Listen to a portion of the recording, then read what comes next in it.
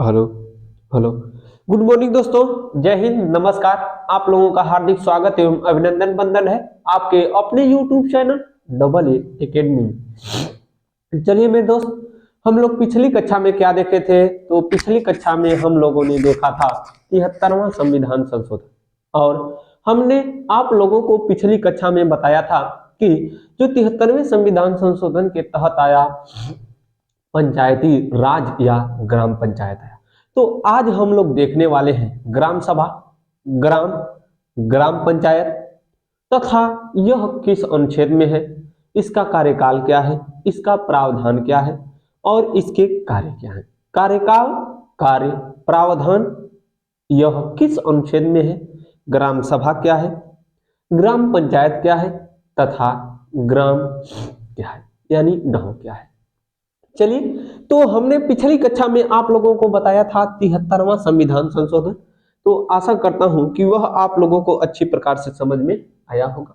और आज हम लोग किस टॉपिक की चर्चा करने वाले हैं? तो आज हम लोग ग्राम सभा, ग्राम पंचायत और ग्राम की चर्चा करने वाले हैं। ठीक है, यह किस प्रावधान के तहत आया है? तो यह 73वां संविधान संशोधन के तहत आया, एक संशोधन हुआ है।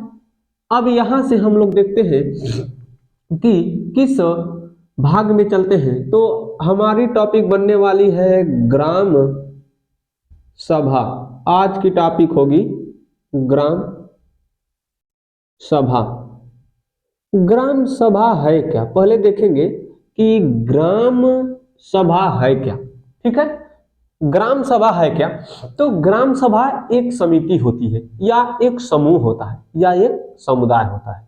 ठीक है, पहली बात समझिए। तो ग्राम सभा का प्रावधान कहां पर है? तो आप लोगों को तो अच्छी प्रकार से मालूम हो गया है कि इसका प्रावधान कहां पर है। तो इसका प्रावधान आपको मिलेगा भाग 9 में। कहां पर मिलेगा दोस्त? भाग नंबर 9 में। कहां पर मिलेगा? भाग नंबर 9 में। अच्छा, किस अनुच्छेद में मिलता है? तो यह ग्राम सभा का वर्णन आपको मिलता है अनुच्छेद नंबर 243 में। किसमें मिलेगा दोस्त? अनुच्छेद नंबर 243 में। इसका प्रावधान किस भाग में? भाग नंबर 9 में। अनुच्छेद नंबर कितना? अनुच्छेद नंबर 243 में। ठीक है, इतना तो समझ में आया। अब हम लोग देखते हैं कि ग्राम सभा एकाएक तैयार हो जाता है? नहीं, ग्राम सभा बनता कैसे है, यानी ग्राम सभा का निर्माण कैसे होता है, बनता कैसे है या निर्माण कैसे होता है ग्राम सभा का। ठीक है, तो ग्राम सभा का निर्माण दो तरह से होता है, या तो ग्राम सभा ही खुद बड़ी हो या तो ग्राम सभा का निर्माण गांव के समूह से होता है, गांवों के मिलने से होता है, गांव के मिलने से होता है। ग्राम सभा का निर्माण गांवों के मिलने से होता है। इतना समझिए कि गांव जब मिलेंगे तो क्या बनेगी? गांव, ग्राम सभा। अगर ग्राम सभा, अब सुनिए, यह मिलाया क्यों जाता है? तो किसी गांव की जनसंख्या का है, कम है। गांव की जनसंख्या जब कम होती है तो 2, 3, 4, 5 ऐसे छोटे छोटे गांव मिलाकर ग्राम सभा बना लिए जाते हैं। अगर कहीं पर जनसंख्या ज्यादा है तो एक ही गांव को एक ग्राम सभा घोषित कर दिया जाता है। ठीक है, ग्राम सभा का प्रावधान किसमें है? भाग नंबर 9 में। किस अनुच्छेद में? 243 में। अच्छा, ग्राम सभा के अंतर्गत कितने विषय को शामिल किया जाता है? एक प्रधान के पास कितना विषय रहता है मेरे दोस्त? तो एक प्रधान के पास 29 विषय रहता है। कितना विषय? 29 विषय। ठीक है, ग्राम सभा में या ग्राम पंचायत में एक ग्राम प्रधान के पास कितने विषय होते हैं? तो एक ग्राम प्रधान के पास 29 विषय होते हैं। ग्राम प्रधान चाहे तो 29 विषय पर कार्य कर सकता है। अब यह जबरदस्ती नहीं करेगा, यह किस पर आश्रित होगा? यह 29 विषय किस पर आश्रित होंगे? तो 29 विषय आपको ग्राम सभा पर नहीं, किस पर आश्रित होंगे? तो राज्य विधानमंडल पर आश्रित होंगे। किस पर?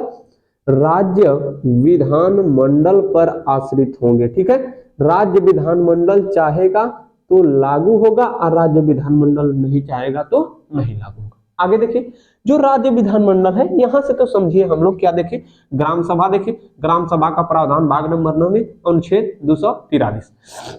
ग्राम सभा बनती कैसे है, तो बहुत ज्यादा गांवों का समूह रहेगा तब भी यह कारण, बहुत ज्यादा गांव को मिलाने का कारण क्या है कि बहुत जब जनसंख्या कम होती है, 2 4 10 गांव, 5 गांव, 6 गांव को मिलाकर एक ग्राम सभा बना लिया जाता है। और जब जनसंख्या अधिक होती है तो ग्राम सभा एक गांव को ही घोषित कर दिया जाता है। ग्राम सभा में कितने विषय, 29 विषय। कितने विषय, 29 विषय। आइए अब हम लोग देखते हैं आगे ग्राम सभा के बारे में। पहले देखते हैं ग्राम सभा की परिभाषा। ग्राम सभा की परिभाषा देख लेते हैं कि ग्राम सभा की परिभाषा क्या होती है। तो ग्राम सभा की परिभाषा देख लेते हैं। आइए देख लेते हैं ग्राम सभा की परिभाषा। जो ग्राम सभा की परिभाषा होती है उसको देख लेते हैं। किसी ग्राम सभा, ग्राम सभा किसे कहते हैं, ग्राम सभा का वर्णन अनुच्छेद नंबर 243 के क में मिलेगा। ठीक है, ध्यान से देखिए, अनुच्छेद नंबर 243 के क में मिलता है किसका, ग्राम सभा का प्रावधान। 243 बताए थे, 243 के क में मिलता है। हो गया। आइए देखते हैं ग्राम सभा का प्रावधान किस में मिलेगा मेरे दोस्तों, 243 के क। आइए देखते हैं दोस्त, हमने क्या बताया कि अनुच्छेद नंबर 243 के क में किसका प्रावधान किया गया है, अनुच्छेद नंबर 243 के क में ग्राम सभा का प्रावधान किया गया है। ग्राम सभा की हम क्या बता रहे थे, परिभाषा। तो ग्राम सभा की परिभाषा क्या होती है, इसकी दो परिभाषा, एक छोटा सा एक बड़ा सा। पूछेगा नहीं, हमको बताने का तात्पर्य यह है कि आप लोग जान जाएंगे, आपसे कोई पूछेगा तो बता सकते हैं। ठीक है, आपसे प्रश्न इतना बनाएगा और आगे प्रश्न बनाएगा जो उसको देख रहे हैं, लेकिन ग्राम सभा की परिभाषा क्या है उसको देख लेते हैं। तो ग्राम सभा की परिभाषा, किसी ग्राम सभा के निर्वाचक नामावली, ध्यान से सुनिए, किसी ग्राम सभा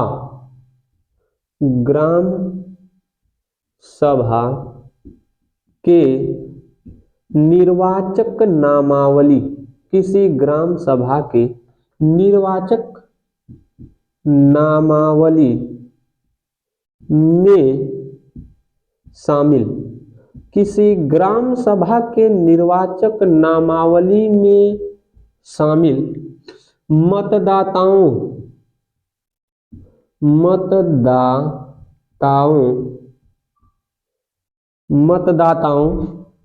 को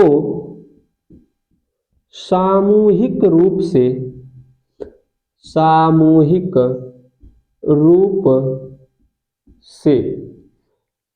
ग्राम सभा कहते हैं। सामूहिक रूप से ग्राम सभा कहते हैं। यह तो एक हो गई। दूसरका वाला सुनिए, ग्राम सभा की परिभाषा क्या होती है। दूसरका वाली होती है, गांव होता है, गांव, ठीक है, बहुत ज्यादा गांव है, उसको मिला देंगे ग्राम सभा बन जाएगा। तो देखिए, ग्राम में पंजीकृत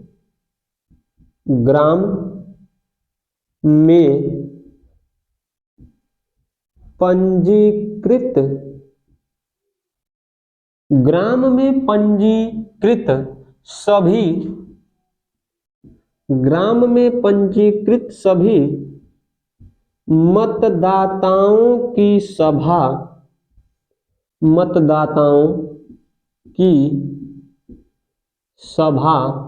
ग्राम सभा कहलाती है, ग्राम सभा होती है। ग्राम में पंजीकृत सभी मतदाताओं की सभा ग्राम सभा होती है। ध्यान से हो गया, दोनों समझ में आ गया होगा आशा करता हूं। किसी ग्राम सभा में या किसी ग्राम में, दोनों कर सकते हैं, क्योंकि ग्राम गांव यानी गांव को मिलाकर बनती है, एक गांव ग्राम सभा बन जाता है। दोनों शब्द कर सकते हैं, ग्राम सभा या ग्राम। किसी ग्राम सभा के निर्वाचक नामावली में शामिल निर्वाचक नामावली में शामिल मतदाताओं को सामूहिक रूप से ग्राम सभा कहते हैं। या तो ग्राम में पंजीकृत सभी मतदाताओं की सभा ग्राम सभा कहलाती है। क्या ग्राम सभा में एक गांव होता है? हाँ, तो देखिए, ग्राम सभा में, ध्यान से सुनिए, ग्राम सभा में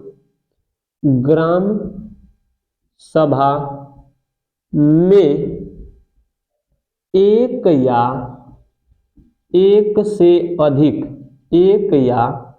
एक से अधिक गांव होते हैं, एक या एक से अधिक गांव होते हैं।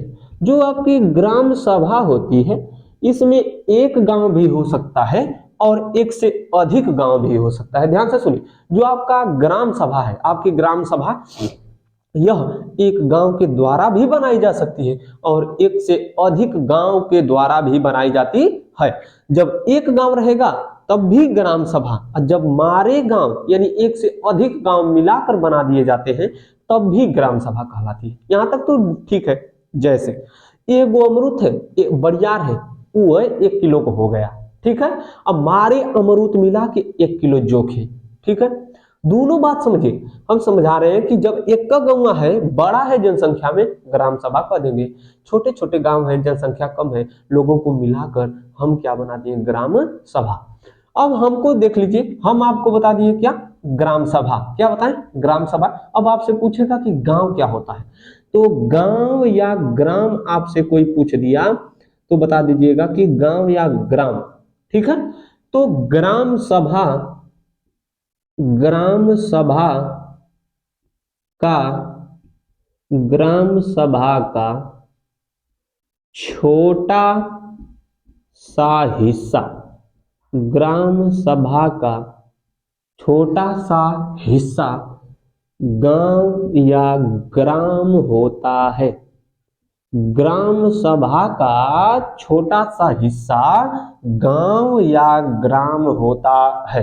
यहां तक तो ठीक है। अच्छा ठीक है, गांव बता दे ले, चल गांव बता दे ले, तो अब तनी ढेर तेज बनत हुए तो बता दे कि अब पूछिए कुल की ग्राम पंचायत के कहल जाला। बहुत पूछते हैं लोग, तो इसको तनी जल्दी से स्क्रीनशॉट बनाइए, मिटाते हैं और ऊपर लिखने का काम करते हैं। आइए देखते हैं, हो गया सर। आइए देखते हैं, हम लोग अब देखेंगे ग्राम पंचायत कि ग्राम पंचायत क्या होती है। ग्राम पंचायत को देखेंगे, बहुत लोग हैं, अच्छा ये बता दे ले, चल आइए बता दो तनी, तब जानब कि एकदम पढ़ले हवे कहीं। तो आइए देखिए, उसको बता देते हैं कि ग्राम पंचायत क्या होती है, ठीक है।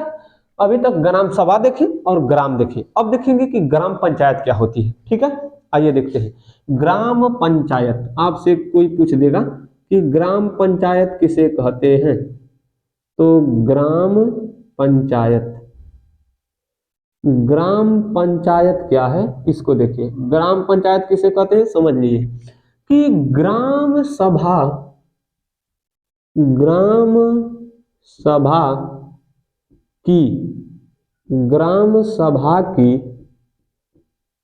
कार्यकारिणी समिति, ग्राम सभा की कार्यकारिणी समिति, ग्राम सभा की कार्यकारिणी समिति ग्राम पंचायत, कार्यकारिणी समिति ग्राम पंचायत कहलाती है, कहलाती है। कहाँ की क्या, कहाँ की क्या, ग्राम सभा की, ग्राम सभा की क्या कार्यकारिणी। कार्यकारिणी का मतलब होता है कार्यों का क्रियान्वयन करने वाली या करने वाला, कार्यों का क्रियान्वयन, क्रियान्वयन, कार्यों का क्रियान्वयन करने वाला या करने वाली, वह क्या होगी, समिति होगी। क्या होगी, समिति होगी। जो ग्राम सभा के कार्यों का क्रियान्वयन करे, जो ग्राम सभा के कार्यों को करने का काम करती है, उसे क्या कहते हैं, ग्राम पंचायत। क्या कहते हैं, ग्राम पंचायत। ग्राम पंचायत में क्या एक ही लोग होते हैं, नहीं, प्रधान भी होता है। प्रधान के साथ साथ जो उसके सदस्य होते हैं यानी मेंबर, कहते हैं ना कि कौ मेंबर है, 10 ठो 12 ठो 15 ठो 20 ठो, तो आपको मेंबर होते हैं, ठीक है। तो प्रधान और मेंबर यानी सदस्य को मिलाकर ग्राम पंचायत बनाई जाती है। और ग्राम पंचायत काम का करती है, तो ग्राम पंचायत कार्यों का क्रियान्वयन करती है। कहाँ के कार्यों का, ग्राम सभा के कार्यों का। कहाँ के कार्यों का, ग्राम सभा के कार्यों का ग्राम पंचायत क्या करती है, क्रियान्वयन करती है। अच्छा, जो कार्यों का क्रियान्वयन करती है ग्राम पंचायत, क्या अपने मन से करती है, नहीं। ग्राम पंचायत के ऊपर एक ठो बैठा होता है कौन, विधानमंडल। अब देखिए ग्राम पंचायत, फिर से लिख सकते हैं कि ग्राम पंचायत, ग्राम पंचायत कार्यों का क्रियान्वयन, कार्यों का क्रियान्वयन, कार्यों का क्रियान्वयन राज्य विधानमंडल, कार्यों का क्रियान्वयन राज्य विधानमंडल, राज्य विधानमंडल के आदेश पर करती है, के आदेश पर करती है, के आदेश पर करती है। अच्छा, क्या अब राज्य विधानमंडल नहीं कहेगा तो ग्राम पंचायत करेगी? नहीं करेगी। ग्राम पंचायत पैसा कहां से पाएगी? इसको चाहिए धन, इसको चाहिए क्या? धन। जब तक पैसा पास नहीं होगा, जब तक पैसा पास नहीं होगा तब तक क्या ग्राम पंचायत गांव सभा का विकास कर सकती है? नहीं। कैसे नहीं कर सकती है? जब तक इसके पास पैसा नहीं है। इसको पैसा मिलेगा कहां से? राज्य विधानमंडल से। राज्य विधानमंडल से इसको क्या कराना होगा? पास कराना होगा। ठीक है, यहां तक तो आशा करता हूं आप लोगों को कि समझ में आ गया होगा। जब यह समझ में आ गया तो अब हम लोग देख सकते हैं पंचायतों का गठन। अब हम लोग क्या देखेंगे? पंचायतों का गठन देखेंगे। आइए देख लेते हैं पंचायतों का गठन। आइए, हो सकती है यह आपकी कक्षा समाप्ति की ओर चले या तो बढ़ भी सकती है। आइए देखते हैं ग्राम सभा में हम लोग देखेंगे पंचायतों का गठन, कैसे पंचायतों का गठन किया जाता है इसको देखेंगे। फिर इसके बाद हम लोग देखेंगे पंचायतों का गठन हो गया तो कार्यकाल देखने वाले हैं और संरचना, तो इसको मिटा देते हैं, यहाँ पर हेडिंग बना लेते हैं पंचायतों का गठन। आइए देखते हैं आज का टॉपिक अगला, पंचायतों, पंचायतों का गठन, पंचायतों का गठन। पंचायतों का गठन कैसे किया जाता है? पंचायत को बनाया कैसे जाता है? गठन का अर्थ कह सकते हैं बनाया जाना। किसी भी पंचायत को कैसे बनाया जाएगा, किसी भी पंचायत का संरचना कैसे तैयार की जाएगी, इसको आगे देखेंगे। लेकिन पंचायतों का गठन कैसे किया जाता है, अभी कार्यकाल देखेंगे, उसको अलग तरीका से देखने वाले हैं हम लोग। ठीक है, तो पंचायतों का गठन, पंचायतों के गठन का बात कहां पर कही गई है?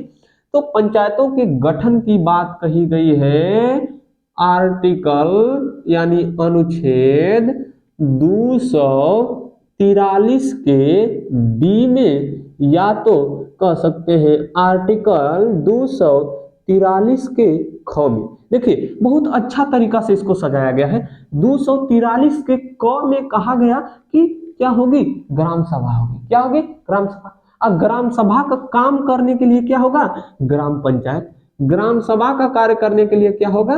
ग्राम पंचायत। तो अब कह दिया कि ग्राम पंचायत तो रहेगी, लेकिन ग्राम पंचायत को कहीं पर जगह देंगे तब ना। तो भारतीय संविधान के अनुच्छेद नंबर 243 के ख में या तो 243 के बी में इसको क्या किया गया? जगह दिया गया। कहा गया कि 243 के बी में आप जाइए, बैठे रहिए, जब आपका काम लगेगा तो आइएगा, अपना काम करिएगा, करके चले जाइएगा। ठीक है, तो अनुच्छेद नंबर 243 के बी में या अनुच्छेद नंबर 243 के ख में इसको रखा गया। ठीक है, तो इसको गठन जो किया गया, इसको गठन करने का तरीका क्या बताया गया कि इसके गठन का तरीका जो है अनुच्छेद नंबर 243 के बी में ग्राम पंचायतों के गठन का प्रावधान है, या अनुच्छेद नंबर 243 के ख में पंचायतों के गठन का प्रावधान किया गया है। और जो ग्राम पंचायतों के गठन का प्रावधान किया गया, अच्छा किस तरह से किया जाएगा, तो इसका गठन किस तरह से किया जाएगा, ठीक है, इसको देखने के लिए तैयार रहिए। आइए देखते हैं दोस्तों कि इसका गठन कैसे किया जाएगा।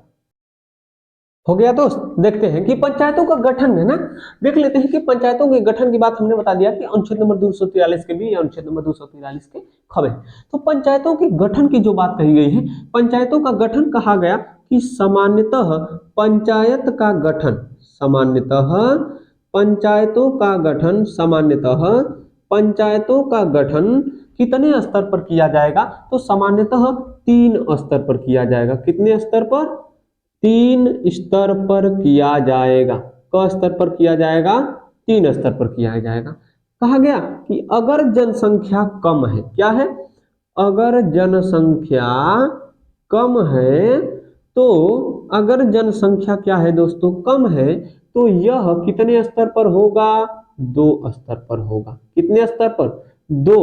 अगर जनसंख्या ज्यादा है, अगर जनसंख्या क्या है, ज्यादा है, तो यह 2 स्तर से बढ़ाकर 3 और 3 से बढ़ाकर कितने स्तर पर किया जा सकता है, 4 स्तर। कितने स्तर पर, 4 स्तर पर। वैसे सामान्य रूप से पंचायतों का गठन कितने स्तर पर किया जाता है, 3। और जो 3 स्तर होते हैं वह, पहला वाला आपको मिलता है ग्राम स्तर। पहला वाला क्या मिलता है, ग्राम स्तर। दूसरा वाला क्या मिलता है, ब्लॉक स्तर।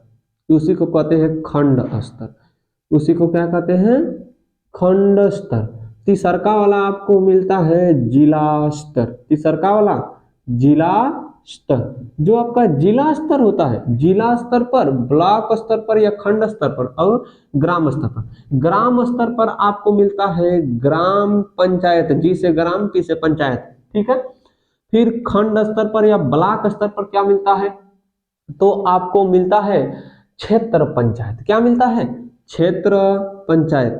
तो एक हो जाएगा क्षेत्र पंचायत, एक होगा ग्राम पंचायत, एक होगा क्षेत्र पंचायत। जिला स्तर पर क्या हो जाएगा, जिला पंचायत। जिला स्तर पर जिला पंचायत। इतना तो ठीक है, लेकिन जिसमें जनसंख्या कम है वहां पर कितने स्तर पर किया जाएगा, 2 स्तर पर। कितने स्तर पर किया जाएगा, 2 स्तर पर। और जहां पर जनसंख्या ज्यादा है वहां पर कितने स्तर पर किया जाएगा, 4 स्तर पर किया जाएगा। तो जहां पर जनसंख्या कम है वहां पर 2 स्तर कौन कौन से हो सकते हैं, तो एक हो सकता है ग्राम पंचायत। एक क्या हो जाएगा, ग्राम पंचायत। एक हो जाएगा ग्राम पंचायत और एक हो जाएगा आपका जिला पंचायत। एक कौन सा होगा, जिला पंचायत। अब ध्यान से सुनिए, अब इसके लिए आपको मार झगड़ा नहीं करना है कि गलत नाम बताए हैं। कहीं कहीं पर नाम बदल कर मिल सकता है। ध्यान से सुनिए, ग्राम पंचायत और जिला पंचायत, इसका नाम कहीं पर बदल कर मिल सकता है, कुछ दूसरा हो सकता है, इसके लिए झगड़ा नहीं करना है। और जहां पर 4 स्तर पर किया जाएगा वो 4 स्तर कौन कौन सा होगा, तो उसको ध्यान से देखिए। 4 स्तर आपको जो मिलेगा, और यह जो 4 स्तर मिलेगा, एक राज्य है आपको बता रहा हूं, waste Bengal, WB।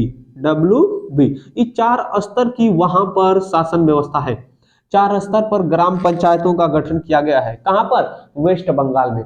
Waste Bengal में कौन कौन सा 4 स्तर है उसको देखने का हम लोग कार्य करते हैं। और चारों स्तर है क्या, तो चारों स्तर आपको मिलेगा, बहुत खतरनाक है।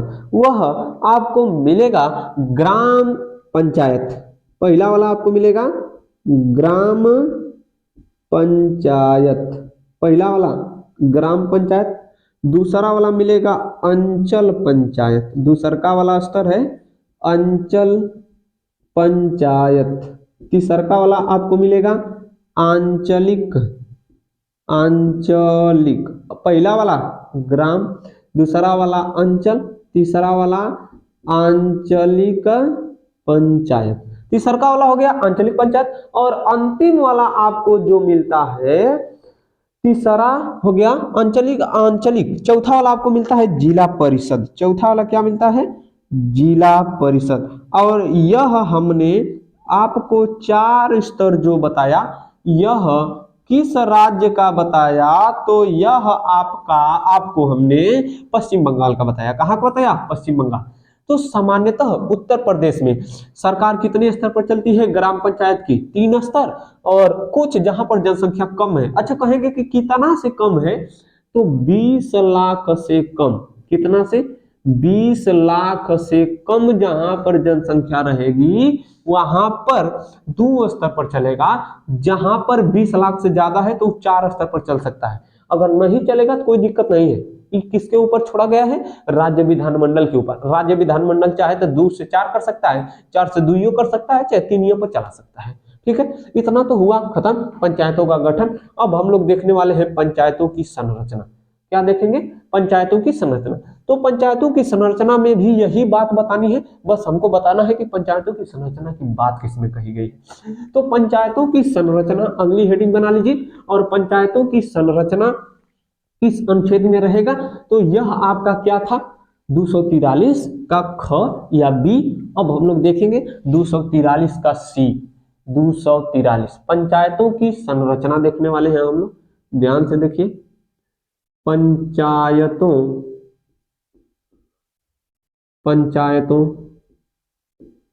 की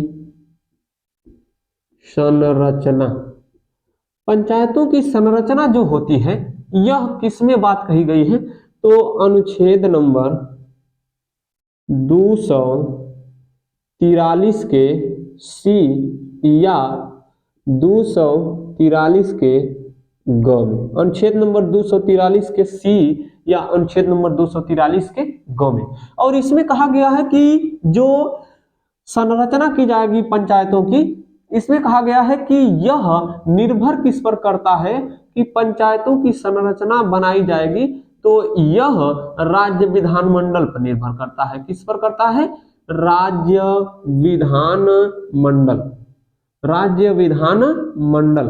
और राज्य विधान मंडल इसकी संरचना क्या करती है, तैयार करती है। और पीछे जो हमने 243 के ख में या बी में बताया वही बात इसमें समझाई गई है और कुछ नहीं है। अनुच्छेद नंबर 243 के ख में या अनुच्छेद नंबर 243 के बी में जो बातें हमने समझाया वह इसमें लागू होती है, क्योंकि संरचना और गठन एक ही तरह से होता है। बस है क्या कि अनुच्छेद नंबर 243 के ग में या अनुच्छेद नंबर 243 के सी में इसका प्रावधान किया गया है, उसका अनुच्छेद नंबर 243 के बी में प्रावधान किया गया है। तो यहां तक ठीक है। पंचायतों की संरचना अनुच्छेद नंबर 243 या सी या ग। अब यह किस पर निर्भर करता है, राज्य विधानमंडल पर निर्भर करता है। अब हम लोग देख लेते हैं राज्य विधानमंडल के द्वारा बनाई गई ग्राम पंचायतों का कार्यकाल। आइए देखते हैं पंचायतों का कार्यकाल। पंचायतों का कार्यकाल कितना होता है उसको देखने का काम करते हैं। पंचायतों का कार्यकाल, पंचायतों को कार्यकाल को देखने से पहले तनिक सा आरक्षण देख लेते हैं, ठीक है। पंचायतों में आरक्षण, पंचायतों में आरक्षण, पंचायतों में आरक्षण, पंचायतों में आरक्षण, पंचायतों में आरक्षण का वर्णन कहां पर मिलता है, तो अनुच्छेद नंबर 243 के डी, 243 के डी, ध्यान से देखिए अनुच्छेद नंबर 243 के डी या अनुच्छेद नंबर 243 के घ में मिलता है। 243 के डी या अनुच्छेद नंबर 243 के घ में मिलता है क्या, पंचायतों का आरक्षण। अब पंचायतों का आरक्षण क्या कहता है कि SC ST OBC, SC ST OBC और महिलाओं को, किसको, महिलाओं को कितना आरक्षण दिया जाएगा, तो 1/3, 1/3 आरक्षण दिया जाएगा, ठीक है। एससी एसटी ओबीसी को कितना आरक्षण दिया जाएगा, 1/3 आरक्षण दिया जाएगा। किसमें मिलता है, अनुच्छेद नंबर 243 के डी या 243 के घ में। अच्छा, किसको किसको दिया जाएगा, एससी एसटी ओबीसी और महिलाओं को। अब इसके बाद हम लोग देखते हैं पंचायतों का कार्यकाल। अब यहां पर हम लोग देखेंगे पंचायतों का, पंचायतों का कार्यकाल, पंचायतों का कार्यकाल, पंचायतों के कार्यकाल का वर्णन कहां पर मिलता है, तो पंचायतों के कार्यकाल का वर्णन अनुच्छेद नंबर कितना में मिलेगा, 243 के किस अनुच्छेद में मिलेगा, अनुच्छेद नंबर 243 के ई में मिलता है। किसमें, ई में, या 243 के न में मिलता है, 243 के ई में या 243 के न में मिलता है कार्यकाल। अच्छा देखिए, इसका सामान्यतः कार्यकाल, ग्राम पंचायत का सामान्यतः इसका कार्यकाल क वर्ष का होता है, तो सामान्यतः इसका कार्यकाल 5 वर्ष का होता है। क वर्ष का? 5 वर्ष का। अच्छा, क वर्ष का? 5 वर्ष का। अगर 5 वर्ष से पहले ना, समझिए अगर प्रधानवा मर गया गांव का, जो प्रधान है गांव का मर गया, जैसे समझिए कि 5 साल का कार्यकाल है। क साल का? 5 साल का। अभी वो प्रधान बबुआ 3 साल पूरा किया है, अभी बचा है क साल? 2 साल बाकी है। हाई 2 साल को पूरा करने के लिए, और 2 साल के पहले वहां अभी 3 साल पूरा किया, तब प्रधान बेचारा टपक गया। तब का अब कौन देखेगा? अब तो नया प्रधान लाना होगा। तो अब का होगा कि यहाँ पर फिर से चुनाव होगा। यहाँ पर क्या होगा? फिर से चुनाव। और जब फिर से चुनाव होगा तो जो नवनिर्वाचित प्रधान रहेगा, कौन? नवनिर्वाचित। जो नवनिर्वाचित प्रधान रहेगा, क साल के लिए आएगा, तो बचे हुए कार्यकाल के लिए आएगा। क साल के लिए? बचे हुए कार्यकाल।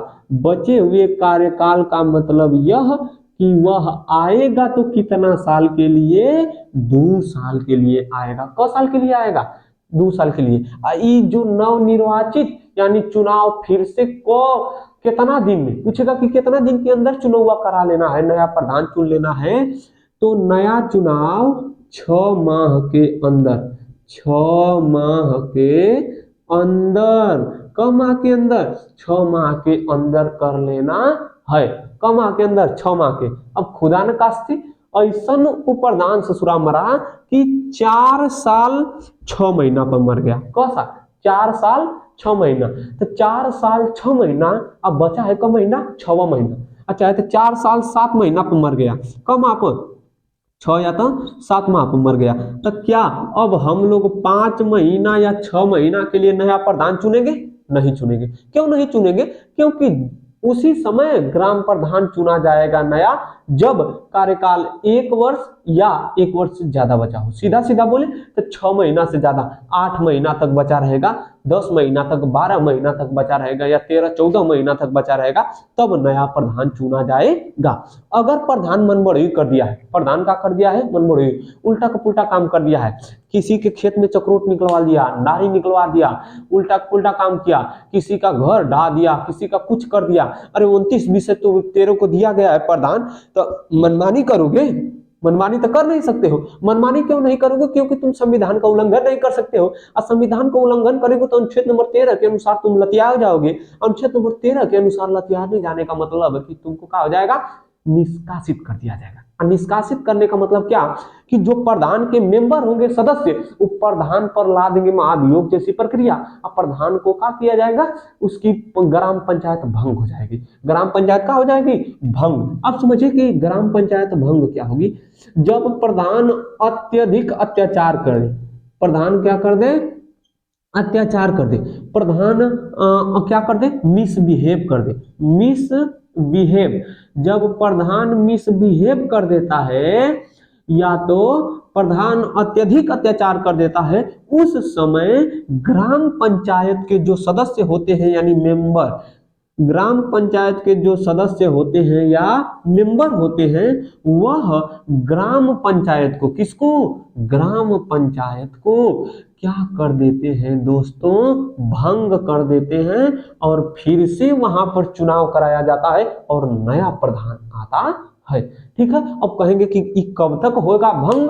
तो तू बबुआ साल भर में भंग कर दो ना, नया चुनाव हो जाएगा। लेकिन इसकी पुष्टि होनी चाहिए कि प्रधान नालायक है, प्रधान कमीना है, ऐसे रहेगा, प्रधान गलत काम करते हुए पकड़ा जाएगा, तब आप भंग कर सकते हैं, तब आप ग्राम पंचायत को भंग कर सकते हैं। ऐसे भंग नहीं करेंगे। यदि गलत हो गया तो जो सदस्य है उसको जुर्माना भरना पड़ता है और जेल भी जाना पड़ता है। अगर प्रधान पर सिद्ध हो गया तो प्रधान की ग्राम पंचायत पहले तो भंग कर दी जाएगी, फिर प्रधान को जुर्माना भरना पड़ेगा, प्रधान को जेल भी जाना जा सकता है। ठीक है। तो यह रहा आपके ग्राम पंचायत का कार्यकाल। ग्राम पंचायत का कार्यकाल सामान्यतः 5 वर्ष। अगर प्रधान मर गया 1-2 साल में तो फिर नया प्रधान चुना जाएगा। कितने महीने के अंदर? 6 महीना। और 6 महीना के अंदर जो नया प्रधान चुना जाएगा वह कितने समय के लिए आएगा? तो बचे हुए कार्यकाल के लिए आएगा। यह रहा आपका क्या? ग्राम पंचायत। पूछेंगे कि ग्राम पंचायत का कार्य क्या है, तो ग्राम पंचायत का वे सभी कार्य हैं जो अनुच्छेद नंबर 243 के क में दिया गया है। 243 के क में क्या दिया गया है? 29 विषय। 29 विषय में से पूरा काम ग्राम पंचायत को करना रहता है। ठीक है। अनुसूची नंबर 11 में, अनुसूची नंबर 9 में, अनुसूची नंबर 10 में ये जो अलग अलग से प्रावधान किए गए हैं, ठीक है, ये जो अलग अलग से प्रावधान किए गए हैं उसको जाकर आप लोग देखने का कार्य करिएगा। और जो 29 विषय का वर्णन मिलता है, कितने विषय का? 29 विषय का, यह किस अनुसूची में मिलता है? अनुसूची नंबर 11 में। और आप लोगों का काम है कि अनुसूची नंबर 11 में जाकर अच्छे से पढ़ें। ठीक है, या तो एक अलग से अनुसूची नंबर 11 पर वीडियो बनाकर डाल दिया जाएगा। ठीक है, अब हम लोग देखेंगे कुछ पंचायत से बचा हुआ रहेगा तो ठीक है, नहीं तो अब हम लोग आगे देखेंगे क्या? अब 74वां संविधान संशोधन, 73 देखे हैं, अब 74वां संविधान संशोधन देखेंगे। तो आज के लिए बस इतना ही, जाने की आज्ञा दीजिए। मिलेंगे अगले दिन अगले एपिसोड में, तब तक के लिए जय हिंद दोस्तों, नमस्कार।